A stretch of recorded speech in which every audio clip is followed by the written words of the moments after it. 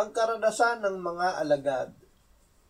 Sinabi ng Panginoong Hesus sa mga alagad, "Humayo kayo sa buong sanlibutan at inyong ipangaral ang ebanghelyo sa lahat ng nilikha. Ang sumasampalataya at mabautismuhan ay maliligtas, ngunit ang hindi sumasampalataya ay parurusahan. At ang mga tandang ito ay tataglayin ng mga nananampalataya. Sa paggamit ng aking pangalan ay magpapalaya sila ng mga demonyo, magsasalita sila ng mga bagong wika, sila'y hahawak ng mga ahas, at kung makainom sila ng bagay na nakamamatay, hindi ito makakasama sa kanila. Ipapatong nila ang kanilang mga kamay sa mga may sakit at sila'y gagaling."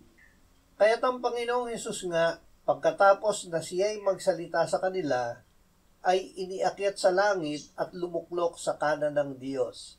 At humayo sila at nangaral sa lahat ng dako habang gumagawang kasama nila ang Panginoon at pinatototohanan ng salita sa pamamagitan ng mga tandang kalakip nito.